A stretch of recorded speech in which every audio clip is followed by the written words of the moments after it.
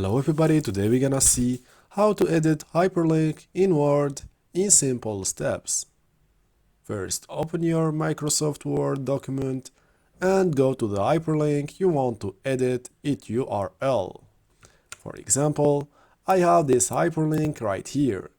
I'm gonna edit its URL so it opens me something else. Let's see what I got right here. In order to edit this hyperlink, right-click on the hyperlink and go to Edit Hyperlink or Modifier le lien hypertexte. In this box right here, you should edit the URL as you want. Then click OK. Let's try the new hyperlink. And yeah, it worked successfully. If you like this tutorial, please subscribe to the channel, like the video, and peace.